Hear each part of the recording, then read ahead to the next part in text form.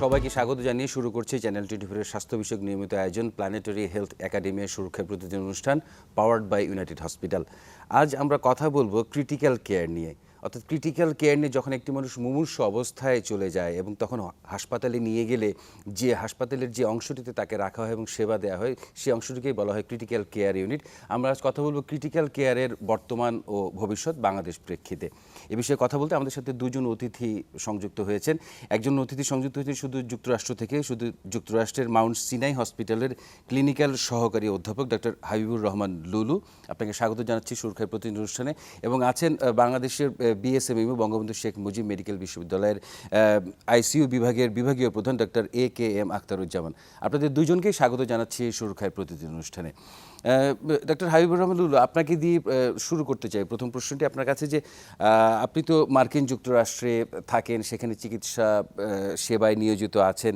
সেখানকার critical care facility এবং বাংলাদেশের ক্রিটিক্যাল কেয়ার ফ্যাসিলিটির কম্পেয়ার করতে চাই না, কিন্তু এরপরও জীবন রক্ষাকারী যেহেতু সেবা, আপনি আসলে বাংলাদেশের ক্রিটিক্যাল কেয়ার যেভাবে সেবাটা দেয়া হয়, আপনার অবজারভেশনটা কি জানতে চাই। আসলে আপনি কি দেখেন সেখান থেকে?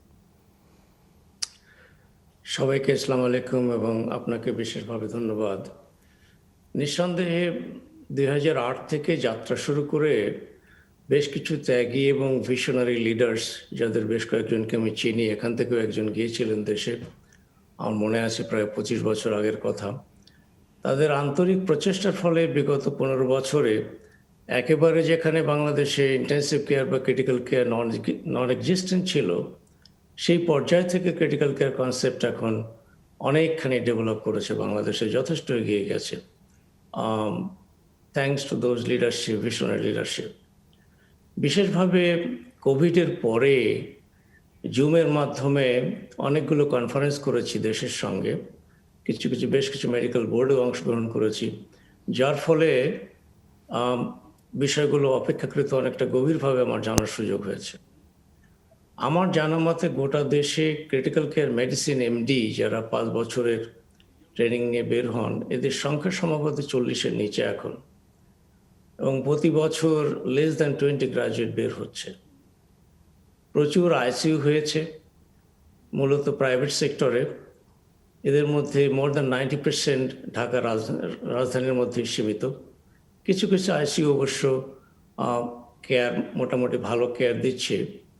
এখন যদিও হাঁটি পা করে এগিয়ে যাচ্ছে, কিন্তু স্ট্যান্ডার্ডাইজেশন এবং ইন্টিগ্রেশন, এডুকেশন এবং ট্রেনিং এবং ল্যাক অফ বেসিক রিসোর্সের কারণে আমার জানা মতে কোয়ালিটি অফ কেয়ার বিরাটভাবে প্রতিষ্ঠান থেকে প্রতিষ্ঠান পার্থক্য হচ্ছে। অ্যানাস্থেশিয়া ফিল্ড থেকে যারা এসছেন তারা অনেকেই ভালো কাজ করছেন। আমার মনে হয় যে আমি যখন কথা বলি বা রোগীর কেয়ারে পার্টিসিপেট করি, এরা যদি কেউ অ্যাটলিস্ট 1 বছরের ক্রিটিক্যাল কেয়ার ফর্মাল ট্রেনিং এবং এক্সটেন্সিভ হ্যান্ড অন এক্সপিরিয়েন্স নিয়ে আসতেন, তাহলে হয়তো সেটা বাংলাদেশের ক্রিটিক্যাল কেয়ারের জন্য খুব বড় ধরনের অর্জন হতো। তো বর্তমানে দেশে যে ক্রিটিক্যাল কেয়ারের ডিমান্ড, আমি যেটা পত্রপত্রিকায় পড়ি বা দেশ থেকে পাবলিশড জার্নাল যেগুলো, সেখানে যেটা দেখেছি, more than 500 critical care physician প্রয়োজন বাংলাদেশে। সেক্ষেত্রে যে হারে এখন ক্রিটিক্যাল কেয়ার ফিজিশিয়ান বের হচ্ছেন, তাতে কোনো ক্রমেই আমাদের দেশের র্যাপিডলি রাইজিং যে প্রয়োজন, সেটা মেটানো সম্ভব নয়। তো অনেক বেশি আমাদের ক্রিটিক্যাল কেয়ার এমডি প্রয়োজন, যদিও সে সঙ্গে critical care train register nurse, সম্ভব হলে রেসপিরেটরি থেরাপিস্ট, ফিজিক্যাল থেরাপিস্ট, এদেরও প্রয়োজন রয়েছে। তো যাই হোক, আমার যেটা অবজারভেশন, তাতে মনে হয় যে ঢাকা বেসড এখন যে ক্রিটিক্যাল কেয়ার এবং তাদের মধ্যে প্রচণ্ড disparity of the quality of delivery, সেগুলো থেকে বেরিয়ে আসতে হলে একটা integrated approach through maybe BMDC এবং অন্যান্য যারা আছে প্রাইভেট পাবলিক পার্টনারশিপে একটা পরিকল্পনা মাফিক দেশে ক্রিটিক্যাল কেয়ার ছড়িয়ে দেওয়া প্রয়োজন। এই ছড়িয়ে দেওয়ার বিষয়টা নিয়ে আসবো। আপনি শুরুতে যে ল্যাক অফ রিসোর্সেস এবং ল্যাক অফ জনবলের কথা বললেন, এই বিষয়টি নিয়ে এবং ডক্টর আখতারুজ্জামানের সাথে একটু কথা বলি। ডক্টর আখতারুজ্জামান, আপনি নিশ্চয়ই শুনলেন যে ডক্টর হাবিবুর রহমান বলছিলেন যে ফিজিশিয়ান, নার্স এগুলির ঘাটতি আছে বাংলাদেশে, এবং একই সাথে যতটুকু সক্ষমতা আছে রিসোর্সেসের দিক থেকে ততটুকুর মধ্যেও ডিসপ্যারিটি দেখা যাচ্ছে, অর্থাৎ হাসপাতাল থেকে হাসপাতাল ভ্যারি করছে। এটি কেন হচ্ছে বলে আপনার ধারণা, কিংবা আপনি ডক্টর হাবিবুর রহমানের সাথে একমত হবেন কি দ্বিমত হবেন, আপনার অবজারভেশনটা? ধন্যবাদ। আসলে আমি একটু হাবিবুর রহমান ভাই সম্মান রেখে একটু বলছি। বাংলাদেশে ইন্টেন্সিভ কেয়ার ইউনিটটি 2008 সাল না, বেসিক্যালি আমরা যদি বলি যে 80-র দশকে, যেমন ধরুন যে 1982 সালে যখন আমি ঢাকা মেডিকেল কলেজে ভর্তি হই, ঢাকা মেডিকেল কলেজে একটি ইন্টেন্সিভ কেয়ার ইউনিট ওপেন করা হলো অধ্যাপক সাদেনুজ্জামান চৌধুরীর নেতৃত্বে অ্যানেস্থেসিওলজি বিভাগের অধীনে। এবং সেই অলমোস্ট একই সময়ে তৎকালীন IPGMR, যেটা সেখানে বঙ্গবন্ধু শেখ মুজিব, বর্তমানে যেটা বঙ্গবন্ধু শেখ মুজিব মেডিকেল বিশ্ববিদ্যালয়, যেটা আমি এখন চেয়ার করছি, এবং এই জন্য আমি আসলে কৃতজ্ঞ। আমার তৎকালীন যে চেয়ারম্যান ছিলেন অধ্যাপক KM ইকবাল, উনি একটি ইন্টেন্সিভ কেয়ার ইউনিট ওপেন করলেন, যেটা আপনারা সবাই জানেন, বঙ্গবন্ধু শেখ মুজিব মেডিকেল বিশ্ববিদ্যালয়ের যে ইন্টেন্সিভ কেয়ার ইউনিটটি। এবং অলমোস্ট এই একই সময়ে NICBD, যেটা আমরা বলি যে national institute of heart disease, যেটা আমাদের আছে, ওখানেও একটি শুরু করলেন অধ্যাপক ফজলুর রহমান ওখানে, এবং অধ্যাপক শফিকুর রহমান, সবাই মিলে একটি ওখানে। তার মানে বাংলাদেশের যে ইন্টেন্সিভ কেয়ার ইউনিট, সেই ইন্টেন্সিভ কেয়ার ইউনিটটি 80-র দশকে এবং শুরু হয়ে যায়। এরপরে আমরা যদি চিন্তা করি যে এর ডেলিভারি কি হয়েছে, এবং এখনো যে বাংলাদেশের যে ইন্টেন্সিভ কেয়ার ইউনিটটি, টোটাল ইন্টেন্সিভ কেয়ার ইউনিটটি অ্যানেস্থেসিওলজি বিভাগ, এবং তার যে পোস্ট গ্রাজুয়েট ট্রেনিং যেগুলো আমরা তৈরি করছি, সেটা কিন্তু অ্যানেস্থেসিওলজি ডিপার্টমেন্টই তৈরি করছেন। এবং প্রতি বছরে যে আমার যে গ্রাজুয়েট যারা আসছেন, যেটা আমরা বলি যে MD critical care medicine, MD critical care মেডিসিনে বঙ্গবন্ধু শেখ মুজিব মেডিকেল বিশ্ববিদ্যালয়ের অধীনে একটি কোর্স, এবং সেটি বঙ্গবন্ধু শেখ মুজিব মেডিকেল বিশ্ববিদ্যালয়, ঢাকা মেডিকেল কলেজের অ্যানেস্থেসিওলজি বিভাগ এবং বারডেম হসপিটালে, এই 3টি জায়গায় একটি 5 বছরের মাস্টার কোর্স একটি আছে। আপনি জানেন যে এই বিভাগটির কে নার্সিং করা অথবা এই বিভাগটিকে পরিচালনা করে আসছে এখন পর্যন্ত department of anaesthesia, analgesia and intensive care medicine. Doctor Habibur রহমানের প্রশ্নটা ছিল যে পরিমাণ আসলে ক্রিটিক্যাল কেয়ার বিশেষজ্ঞ চিকিৎসক এবং নার্স দরকার, সেই পরিমাণ বের হচ্ছে না, এটি কেন বের হচ্ছে? আমি ওই জায়গায় যাচ্ছি, সেই জায়গায় একটু খালি ইতিহাস একটু বলার চেষ্টা করলাম। এখন আসি যে আমার দেশের যে ডিমান্ড, সেই ডিমান্ডকে আমরা ফুলফিল কিভাবে করবো, এবং আমরা কি করছি, আমার ডিপার্টমেন্ট কি করছে। যেহেতু বাংলাদেশে বঙ্গবন্ধু শেখ মুজিব মেডিকেল বিশ্ববিদ্যালয় এই পোস্ট গ্রাজুয়েট মেডিকেল এডুকেশনটি পরিচালনা করে থাকে এবং গভর্ন করে থাকে, আমরা কিন্তু বিভিন্ন জায়গায় কোর্স ওপেন করার চেষ্টা করছি 5 বছরের যে MD ক্রিটিক্যাল কেয়ার মেডিসিন, এবং আমার বিশ্ববিদ্যালয় থেকে শুরু করে অন্য জায়গায়। এবং যেমন মনে করুন যে গতকালকেই আমরা MD ক্রিটিক্যাল কেয়ারের এক্সামটা শেষ করলাম, এটা একটি বড় ইস্যু। দুই মাসে আমরা কিভাবে দেখতে চাই এবং সামনের দিকে এগিয়ে যেতে চাই, এবং সামনের দিকে এগিয়ে যাওয়ার জন্য দুটি জায়গা আছে। কি আমার যে রিসোর্স, সেই রিসোর্সের সর্বোত্তম ব্যবহার, যেটা আমরা আমাদের টিচিং এন্ড ট্রেনিং গুলো করার চেষ্টা করছি এখানে। আরেকটি হচ্ছে collaboration from the our expected Bangladeshi national, যেটা আমরা অলওয়েজ এটা করে থাকি। যেমন আপনি শুনে খুশি হবেন যে আমার বিশ্ববিদ্যালয়ের যে অ্যানেস্থেসিওলজি বিভাগ, anaesthesia, analgesia and intensive care medicine বিভাগ, এই বিভাগে কিন্তু একটা ফর্মাল আমাদের এক্সপেক্টেড যে যারা কাজ করেন বাইরে, ওনারা কিন্তু এই যে অনারারি টিচার হিসেবে আমাদের সাথে যুক্ত, সেই মার্কিন যুক্তরাষ্ট্র, যুক্তরাজ্য এবং জাপান, ইন্ডিয়া, ওরা আমাদের সঙ্গে জড়িত হচ্ছে, এবং আমরা এই পরীক্ষা এবং ট্রেনিং এন্ড টিচিং গুলো পরিচালনা করে থাকি।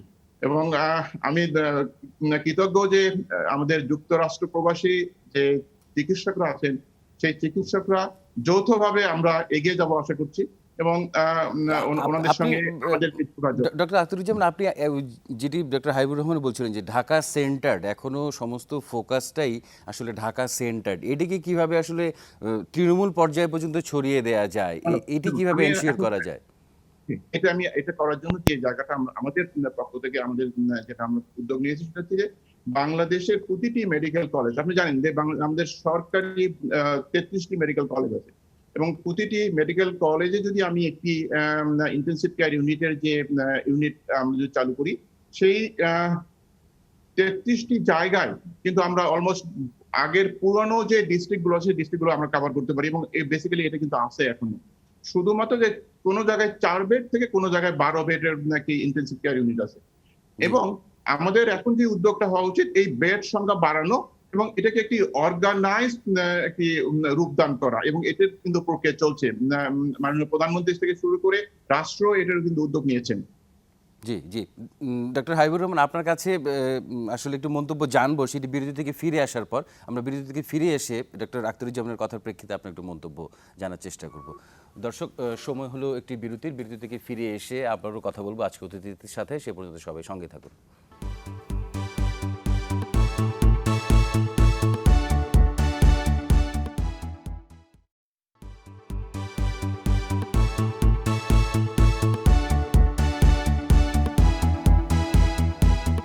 দর্শক, বিরতি থেকে ফিরে এসে আবারও সবাইকে স্বাগত জানাচ্ছি সুরক্ষার প্রতিদিন অনুষ্ঠানে। আমরা আজ কথা বলছি বাংলাদেশে ক্রিটিক্যাল কেয়ারের বর্তমান ও ভবিষ্যৎ নিয়ে। ডক্টর হাবিবুর রহমান, আপনার কাছে জানতে চাই যে ডক্টর আখতারুজ্জামান বলছিলেন যে বিভাগীয় শহরগুলিতে ছড়িয়ে দেয়া যায় ক্রিটিক্যাল কেয়ার চিকিৎসক এবং নার্স। বিভাগীয় শহরগুলি হাসপাতালগুলিতে কিংবা মেডিকেল কলেজগুলিতে ট্রেন্ড করে। আপনার আসলে মন্তব্য কি ডক্টর আখতারুজ্জামানের কথার প্রেক্ষিতে? নিঃসন্দেহে বাংলাদেশের তো অধিকাংশ জনগণ এখনো মফস্বলে বসবাস করে, কাজেই বিভাগীয় যে হাসপাতাল যেগুলো আছে সেগুলোকে তাদের যে লজিস্টিক্স এবং স্কিল এবং কেয়ার যে হাই ইন্টেন্সিটি কেয়ার ডেলিভার করার যে ক্যাপাসিটি, সেটা নিঃসন্দেহে বাড়ানোর প্রয়োজন রয়েছে। কিন্তু মূল ঘাটতি যেটা আমার অবজারভেশনে যেটা মনে হয় সেটা হলো যে হাইলি ট্রেইনড অ্যান্ড স্কিলড যে doctor and nurses and physical therapist, সম্ভব হলে রেসপিরেটরি থেরাপিস্ট, বিশেষ করে ডক্টর অ্যান্ড নার্সেস এবং অন্যান্য অ্যান্সিলারি স্টাফ যারা আছে, কারণ critical care is a multidisciplinary team. সেখানে in depth understanding of the patients on an ongoing basis 24/7 round the clock, এবং functioning in harmony all the members just like a musical drama. সেরকম একটা system দাঁড় করাতে গেলে প্রথমে প্রয়োজন লজিস্টিক্স অ্যান্ড পার্সোনাল ডেভেলপমেন্ট। সেটা যদি হয় আর তারপরে appropriate coordination, central coordination, professional body যেগুলো আছে সেগুলোর সঙ্গে বিএমডিসি কোঅর্ডিনেশনের মাধ্যমে পরিকল্পিতভাবে ডিস্ট্রিক্ট লেভেলটাকে ছড়িয়ে দেওয়া সম্ভব, এবং আগামীতে হয়তো সেদিকেই যেতে হবে, এর বিকল্প কিছু নাই। কারণ দেশের জনগণ যেহেতু এখন 17 কোটির উপরে, care must be decentralised to the district level. Doctor Habibur Rahman, আপনি তো মার্কিন যুক্তরাষ্ট্রে কাজ করেন। প্রযুক্তিগত একটি সুবিধার বিষয়ে আছে। মার্কিন যুক্তরাষ্ট্রে যে আইসিইউর ভিতরে যে প্রযুক্তির সেবা পান, যে লেটেস্ট টেকনোলজিটা আছে, সেই টেকনোলজির সাথে বাংলাদেশে ক্রিটিক্যাল কেয়ার আইসিইউতে যে প্রযুক্তিগত সেবা, এটি কি আসলে খুব বেশি ডিফার করে, কিংবা মার্কিন যুক্তরাষ্ট্রে কি খুব উন্নত কিংবা বাংলাদেশে অনুন্নত প্রযুক্তিতে কাজ হয়, এরকম কি? প্রথমে যেটা আমি বলেছি যে বাংলাদেশে কিছু কিছু হাসপাতাল আছে যারা যথেষ্ট অ্যাডভান্সড ইকুইপমেন্ট তাদের রয়েছে, যেমন হাসপাতাল বলে ইউনাইটেড এবং অন্যান্য হয়তো বঙ্গবন্ধু ইনস্টিটিউট সহ অনেক ভালো টুলস অ্যান্ড ইকুইপমেন্ট রয়েছে। কিন্তু প্রচন্ড ডিসপ্যারিটি, যেহেতু এখানে স্ট্যান্ডার্ডাইজেশন নাই এবং সেন্ট্রাল রেগুলেশন নাই, কোয়ালিটি কন্ট্রোল এর সুপারভিশন নাই, সেই জন্য একটা ইউনিট খুলতে গেলে সেখানে যে প্রয়োজনীয় যে স্টাফ, ট্রেনিং, লজিস্টিক্স, এগুলো যে ছাড়া অ্যাপ্রুভাল হবে না এবং সেটা টাইম টু টাইম ওয়ার্কিং হবে, সেই সিস্টেমগুলো না থাকার কারণে একটা সাংঘাতিক ডিসপ্যারিটি রয়ে গেছে। সেই জন্য যেটা আমি প্রথমে বলেছি, কিছু কিছু সেন্টার গুড কোয়ালিটি কেয়ার দিতে সক্ষম। সেখানে যেটা হচ্ছে এক্সপিরিয়েন্স বিল্ড আপ হচ্ছে। আমার মনে আছে কোভিডের শুরুতে আমি যখন দেশে বিভিন্ন কনফারেন্সে গ্রুপের সঙ্গে জয়েন করেছি, ভেরি সিক পিপল যারা তাদের ম্যানেজমেন্টে, তখন আমি যেভাবে দেখেছি, যেভাবে আমার এঙ্গেজমেন্ট হয়েছে, সাবসিকুয়েন্টলি বিগত 1 বছরে তারা অনেকটা এগিয়ে আসছে। ফ্যাসিলিটি দিলে, পরিবেশ পেলে, আমাদের দেশে প্রচুর ট্যালেন্টেড স্টাফ আছে, পার্সোনাল আছে, আর ফিজিশিয়ান তো অবশ্যই আছে। তো কাজেই এখন ডিফারেন্স হলো যে বাংলাদেশের যে অত্যন্ত প্রিভিলেজড হসপিটাল যেগুলো, সেগুলো অনেক ক্ষেত্রে দেখা যাবে পশ্চিমা দেশগুলো হাসপাতালের সঙ্গে টেকনোলজির ক্ষেত্রে অনেকটাই কাছাকাছি।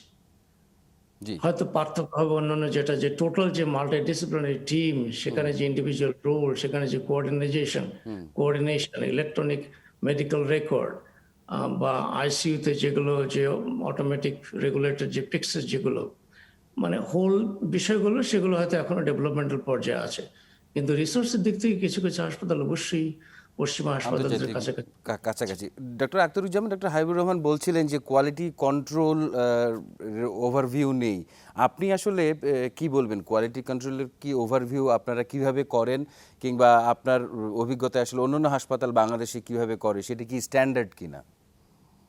ধন্যবাদ। আসলে আমরা এইভাবে চিন্তা করি যে প্রথমে এসে চিন্তা করি যে অবশ্যই একটি কোয়ালিটি কন্ট্রোল অথবা ই করতে হবে। আপনি দেখুন যে আমি যে জায়গায় বসে কথা বলছি তার পিছনে ব্যাকগ্রাউন্ডটা কিন্তু বঙ্গবন্ধু শেখ মুজিব মেডিকেল বিশ্ববিদ্যালয়ের ইন্টেনসিভ কেয়ার ইউনিট। আমি আজকে যদি 10 বছর আগে করে চিন্তা করি যে এটা কিন্তু কোনোভাবে সম্ভব ছিল না।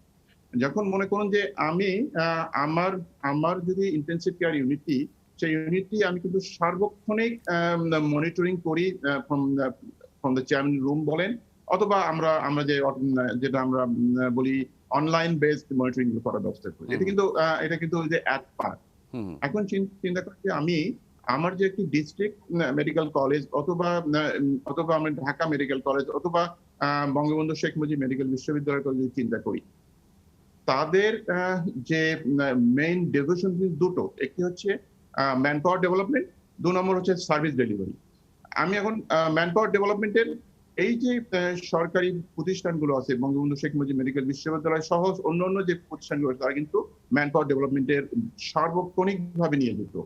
এবং যদি সার্ভিসের কথা চিন্তা করি, সার্ভিসও কিন্তু আমরা ডেলিভারি করে থাকি। প্রাইভেট যে হসপিটালগুলো আছে, যে প্রাইভেট হসপিটালগুলো যে আমরা অথবা কর্পোরেট হসপিটালগুলো যে ডেলিভারি করি, অবশ্যই তারা কন্ট্রিবিউট করছে। কিন্তু একটি বিষয় যদি আমি না বলে অন্যভাবে চিন্তা করি, যে আমার জনগণের পার ক্যাপিটা ইনকাম এবং আমার জনগণের এই ক্রিটিক্যাল কেয়ার ইউনিট অথবা এই যে একটি মুমূর্ষু রোগীর যে ক্রয় ক্ষমতা বা তাকে যে সার্ভিস নেয়ার জন্য যে ক্ষমতা আমার জনগণের আছে কিনা সেটি দেখার বিষয় আছে। মার্কিন যুক্তরাষ্ট্রে যে একটি ইন্টেনসিভ কেয়ার ইউনিটের যে খরচ, সেই খরচটি একটি ইন্স্যুরেন্সের মাধ্যমে রাষ্ট্রে এবং তার মাধ্যমে ব্যবহার করে থাকে। বাংলাদেশের পার্সপেক্টিভ কিন্তু এতে কমপ্লিটলি ডিফারেন্ট। আমরা রাষ্ট্রীয়ভাবে বিনামূল্যে এই চিকিৎসা সেবা প্রদানটি করেছি, সবচেয়ে এক্সপেন্সিভ একটি সেবা এবং সবচেয়ে একটি মুমূর্ষু অবস্থার সেবাটি কিন্তু বিনামূল্যে দিয়ে থাকি। যেমন ধরুন যে আমার বঙ্গবন্ধু শেখ মুজিব মেডিকেল বিশ্ববিদ্যালয়ের যে একটি আইসিইউর বেড ভাড়া যদি চিন্তা করি, একটি রোগীকে 24 ঘন্টা থাকার জন্য তাকে শুধুমাত্র 2000 টাকা দিতে হয়। সরকারি অন্যান্য হাসপাতালগুলোকে যদি চিন্তা করি, তারা কিন্তু এই যে 2000 টাকা কিন্তু দিতে হয় না। তার মানে রাষ্ট্র এই জনগোষ্ঠীর চিকিৎসার সমস্ত দায়ভার গ্রহণ করছে। কিন্তু সেটিও ওই যে ঘুরে ফিরে একই জায়গাটাতে আসছে ডক্টর আখতারুজ্জামান, যে খুবই ঢাকা সেন্টার্ড এই যে বিনামূল্যে সেবার কথা বলেন, মানে এটি আসলে ছড়িয়ে দেওয়াটা কতটুকু জরুরি, মানে এটি তো খুবই ক্রিটিক্যাল। যেহেতু কিন্তু ছড়িয়ে আসে, শুধুমাত্র যেটা ধরুন যে আমি বলছি যে বাংলাদেশের প্রতিটি মেডিকেল কলেজে এখন একটি করে ইন্টেনসিভ কেয়ার ইউনিট আছে এবং সেই ইন্টেনসিভ কেয়ার ইউনিটটি অ্যানেস্থেসিয়া, ইন্টেনসিভ কেয়ার মেডিসিন বিভাগ পরিচালনা করে থাকে। আর নাই কিন্তু তা না। এখন যেমন মনে করুন যে রংপুর মেডিকেল কলেজ হাসপাতাল, সেই রংপুর মেডিকেল কলেজ হাসপাতালে 12টি ইন্টেনসিভ কেয়ার ইউনিটের বেড আছে। আমি এটাকে অ্যাডুকুয়েট কিনা সেটা একটি পরের বিষয়, কিন্তু একটি কিন্তু তার ইনফ্রাস্ট্রাকচার আছে, তার লোকবল আছে, তার কিন্তু ট্রেনিং ফ্যাসিলিটিস আছে। আমি যদি চিন্তা করি যে চট্টগ্রাম মেডিকেল কলেজ, আমি যদি চিন্তা করি ইভেন যে কক্সবাজার মেডিকেল কলেজ, সব জায়গায় কিন্তু একটি ইনফ্রাস্ট্রাকচার আছে। কিন্তু এই ব্যয়বহুল জায়গাটি রাষ্ট্র কিন্তু অনেক ব্যয় করছেন। আমি যে কর্পোরেট হসপিটাল কথাগুলো বলি, যে টোটাল কর্পোরেট হসপিটালগুলো কিন্তু শহর ভিত্তিক। আপনি দেখুন ঢাকা শহরের বাইরে কোন ইন্টেনসিভ কেয়ার ইউনিটটি এই কর্পোরেট হসপিটালগুলো তৈরি করেছে। আমি বলা ঠিক হবে কিনা আমি জানি না, একটি কর্পোরেট হসপিটাল ইন্টেনসিভ কেয়ার ইউনিটের একজন মুমূর্ষু রোগী যখন যান, তার খরচ কত হয় সেটি কি, তার যদি 1 লক্ষ থেকে 1.5 লক্ষ টাকা যদি খরচ হয়, আমার দেশের জনগণ কি এই জায়গা করতে পারবে কিনা, এই বিষয়টি কিন্তু একটা সবচেয়ে বড় জায়গা। অবশ্যই মাথায় রাখতে হবে। এবং সমস্ত মেডিকেল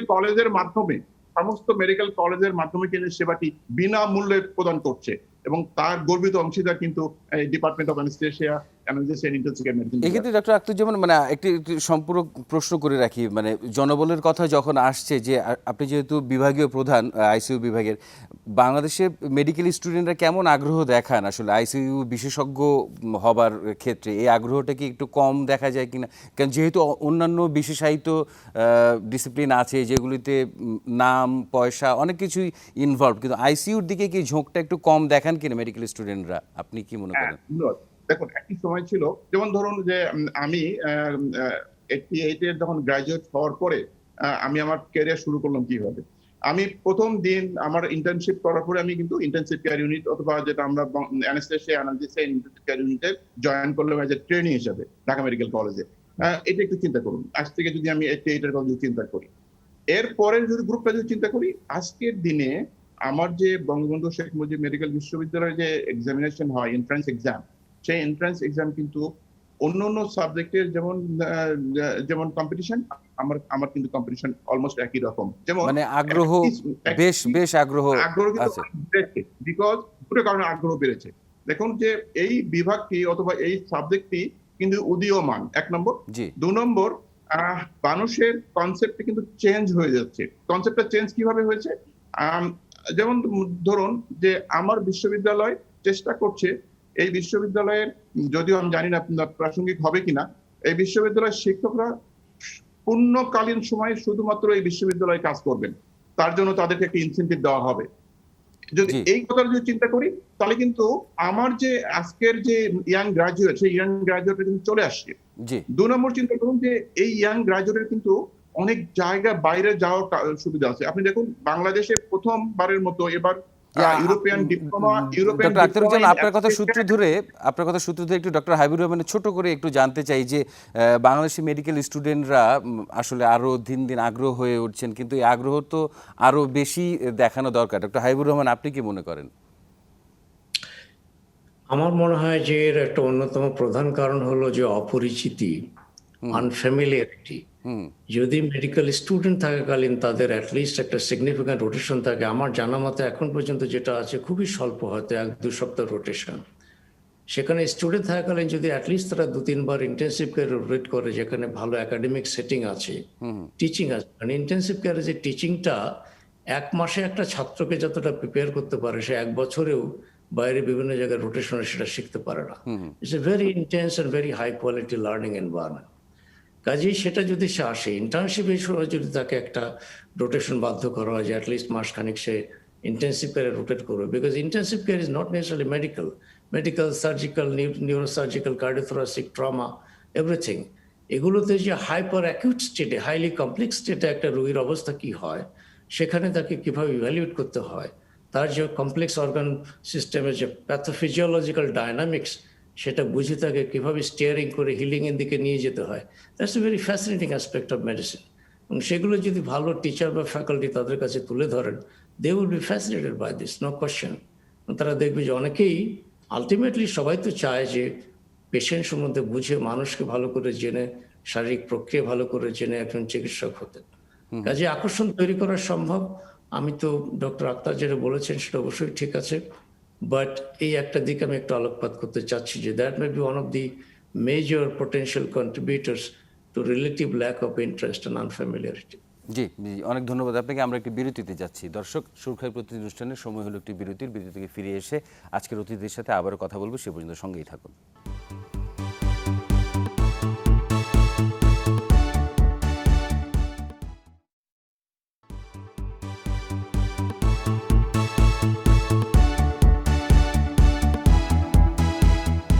দর্শক, বিরতি থেকে ফিরে এসে আবারও সবাইকে স্বাগত জানাচ্ছি সুরক্ষার প্রতিদিন অনুষ্ঠানে। আমরা কথা বলছি ক্রিটিক্যাল কেয়ারের বর্তমান ভবিষ্যৎ নিয়ে।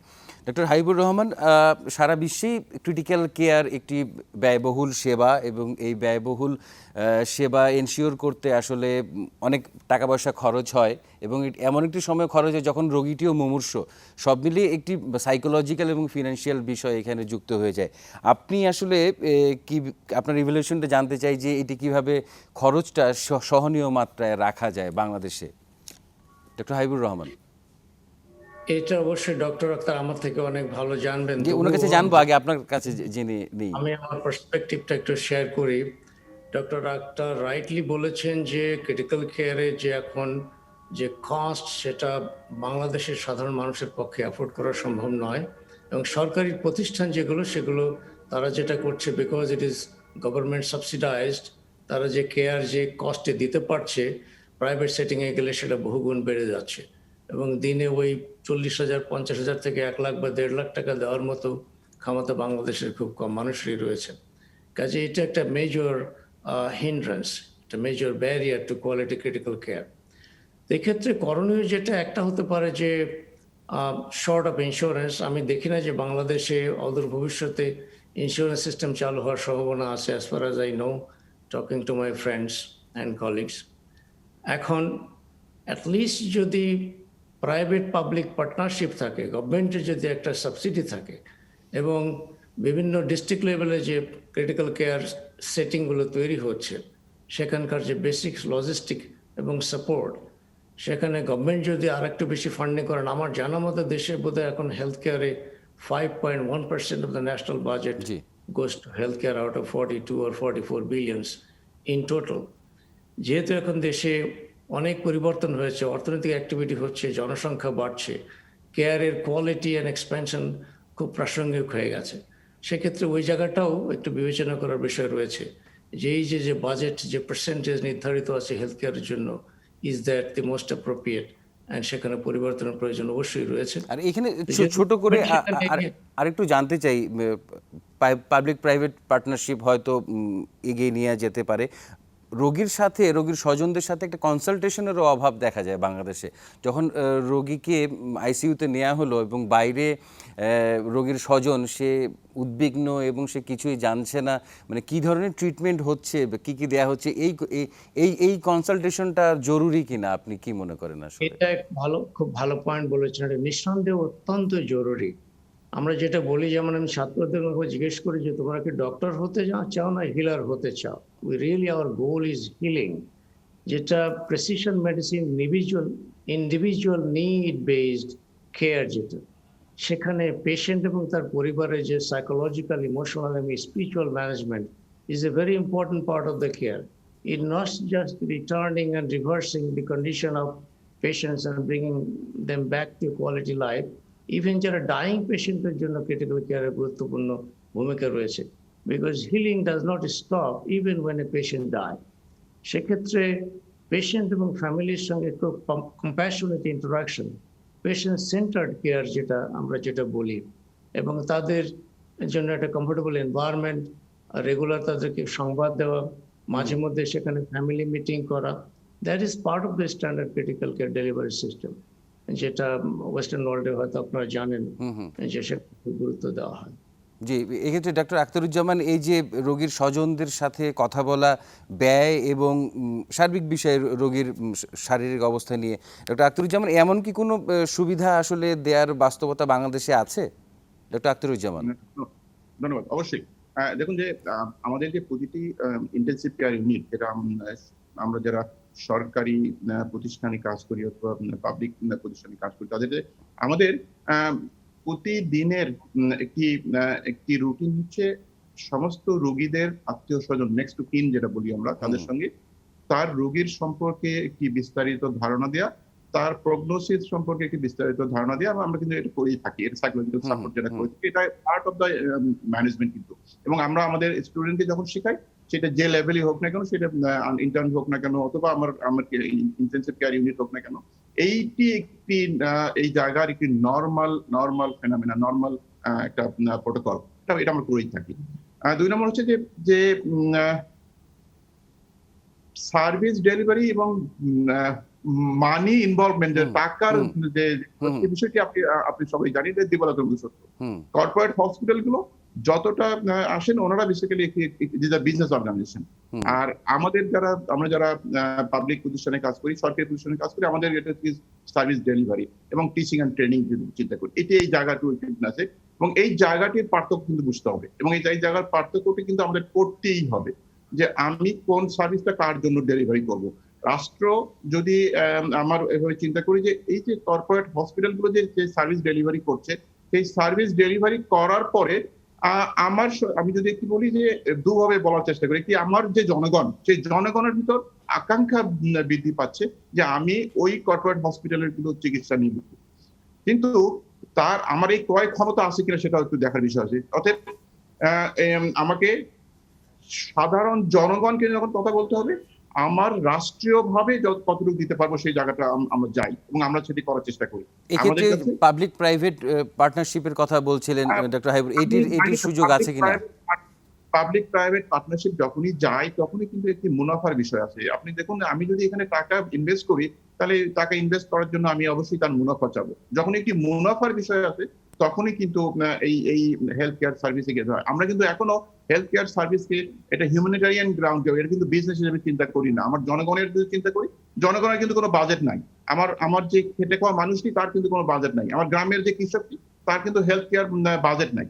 উনি যখন অসুস্থ হন, উনি যখন হাসপাতালে আসেন, তখন কিন্তু তার যে সঞ্চয়, তার যে ফিক্সড অ্যাসেট, তার গরুটি বিক্রি করতে হয়, তার জমিটি বিক্রি করতে হয়। অতএব এই জায়গাগুলো কিন্তু আমাকে অবশ্যই যারা নীতি নির্ধারণ করেন তাদের কিন্তু চিন্তা করতে হবে। চিন্তা করেই কিন্তু এই সরকারি হসপিটালগুলো অথবা সরকারি স্বাস্থ্য সেবা প্রতিষ্ঠানগুলোর কিন্তু ইমপ্রুভমেন্ট হচ্ছে। ওকে, বুঝতে পেরেছি। ডক্টর হাবিবুর রহমান, ডক্টর আখতারুজ্জামান, আপনাদের দুজনকে অসংখ্য ধন্যবাদ আমাদের সুরক্ষার প্রতি অনুষ্ঠানে সংযুক্ত হবার জন্য। আশা করছি ভবিষ্যতে অন্য কোনো বিষয়ে আপনাদের সাথে আবারও কথা হবে। দর্শক, সুরক্ষার প্রতি অনুষ্ঠান আজ এখানেই শেষ করতে হচ্ছে। ক্রিটিক্যাল কেয়ার নিয়ে বেশ কিছু গুরুত্বপূর্ণ সুপারিশ আমরা পেলাম। আশা করছি নীতি নির্ধারকরা এই সুপারিশগুলি মাথায় রাখবেন এবং সেই অনুযায়ী ব্যবস্থা নেবেন। ভবিষ্যতে নতুন কোনো বিষয় নিয়ে আবারও কথা হবে আপনাদের সাথে। সে পর্যন্ত সবাই ভালো থাকুন, সুস্থ থাকুন।